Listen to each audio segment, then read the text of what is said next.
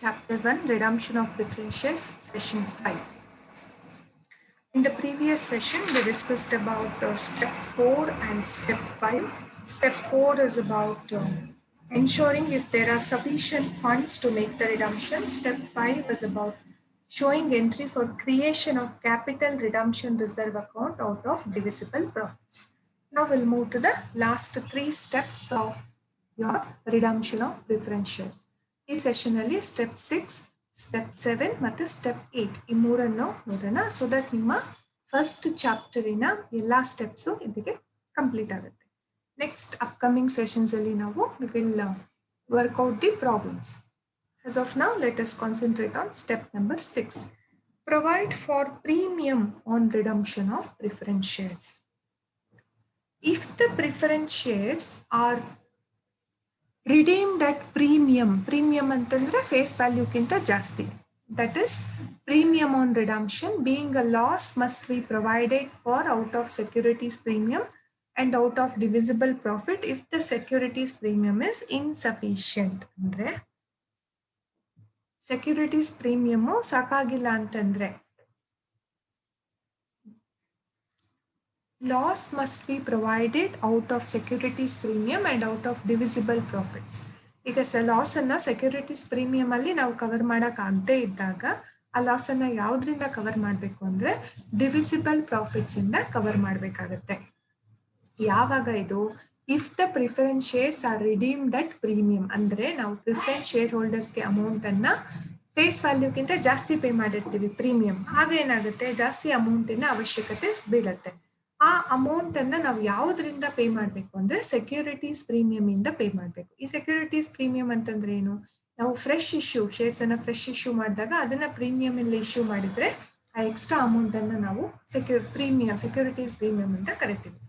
So ಆ amount ಇಂದ ಕೊಡಬೇಕು. ಅದನ್ನು ಸಾಲದೆ ಇದ್ದಾಗ ಶಾರ್ಟೇಜ್ ಆದಾಗ ಅಂತ ಟೈಮಲ್ಲಿ ನಾವೇನ್ ಮಾಡಬೇಕು ಡಿವಿಸಿಬಲ್ ಪ್ರಾಫಿಟ್ಸ್ ಇಂದ ಆ ಅಮೌಂಟ್ ಅನ್ನ ಪೇ ಮಾಡಬೇಕಾಗುತ್ತೆ. ಸೊ ಅದಕ್ಕೆ ನಾವು ಎಂಟ್ರಿಯನ್ನ ಏನಂತ ಪಾಸ್ ಮಾಡಬೇಕು, securities premium account debit, divisible profits account debit ಯಾವಾಗ if securities premium is unavailable or less available to make the payment. In that case you have to take divisible profits account. 2.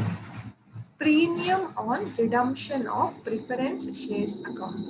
ಇದು step number 6. Step number 6 ಏನು, provide for premium on redemption of preference shares ಅಂದ್ರೆ if the preference shares are redeemed at premium, ಅವರಿಗೆ ನಾವು redemption ಅನ್ನ premium ಅಲ್ಲಿ ಕೊಟ್ಟಿದ್ದೆ ಆದ್ರೆ being a loss must be provided out of securities premium and out of divisible profits. ನಾವು premium ಅಲ್ಲಿ ಕೊಟ್ಟಾಗ ಏನಾಗುತ್ತೆ ನಾವು ಅವರಿಗೆ ಎಕ್ಸ್ಟ್ರಾ ಅಮೌಂಟ್ ಅನ್ನ ಪೇ ಮಾಡ್ತೀವಿ, that is a loss for the company and that must be paid out of either securities premium. Securities premium ಅಲ್ಲಿ pay ಮಾಡಬೇಕು, ಅದು ಪೇಮೆಂಟ್ ಮಾಡಕ್ ಆಗ್ಲಿಲ್ಲ, ಅದು ಸೆಕ್ಯೂರಿಟೀಸ್ ಪ್ರೀಮಿಯಂ ಅಮೌಂಟ್ ಇಲ್ಲ ಅಥವಾ ಶಾರ್ಟೇಜ್ ಇದ್ದ ಪಕ್ಷದಲ್ಲಿ ಬ್ಯಾಲೆನ್ಸ್ ಅಮೌಂಟ್ ಅನ್ನ ನಾವು ಯಾವ್ದ್ರಿಂದ ಪೇ ಮಾಡಬೇಕು ಅಂದ್ರೆ out of divisible profits.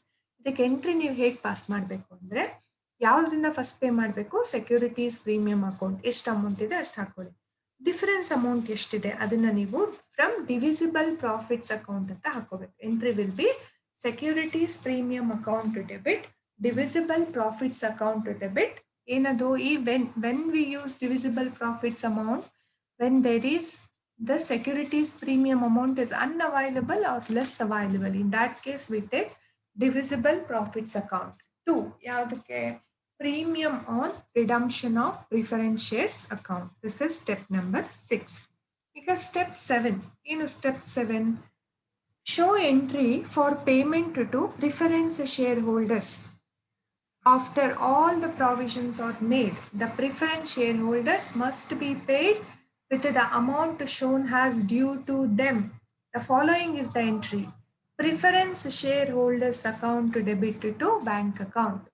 So ಯಾವಾಗ ಇದು ನಾವು ಆಲ್ರೆಡಿ ಡ್ಯೂ ಅನ್ನ ಕ್ಯಾಲ್ಕುಲೇಟ್ ಮಾಡಿರ್ತೀವಲ್ಲ, ಎಲ್ಲ ಕ್ಲಿಯರ್ ಆದ್ಮೇಲೆ ಎಂಟ್ರಿ ಏನ್ ಪಾಸ್ ಮಾಡ್ಬೇಕು ನೀವು, preference share holders account debit to bank account.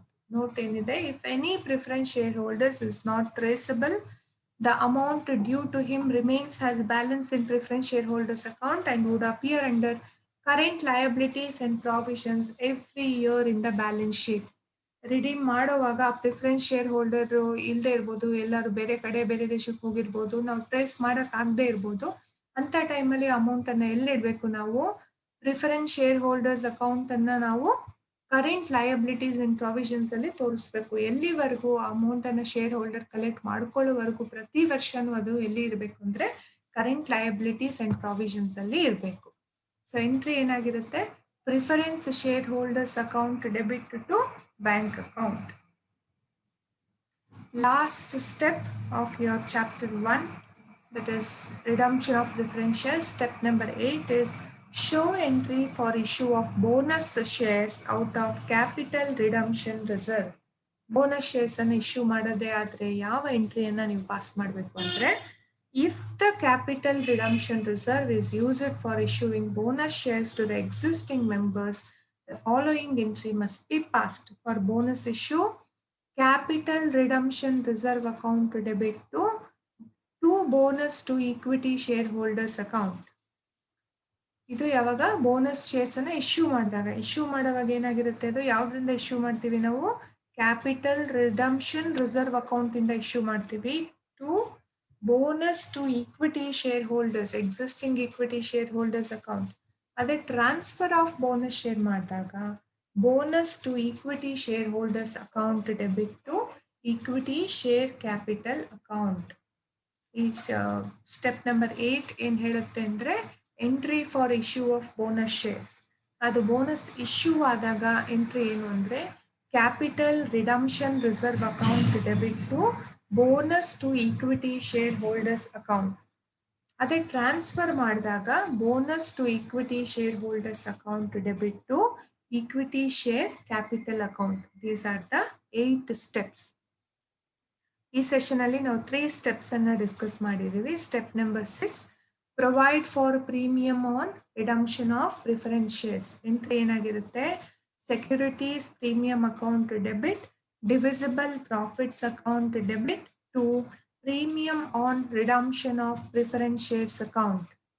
Step 7, show entry for payment to preference shareholders. Payment ಮಾಡಿದಾಗ preference shareholders account debit to bank account. Step 8, issue of bonus shares out of capital redemption reserve.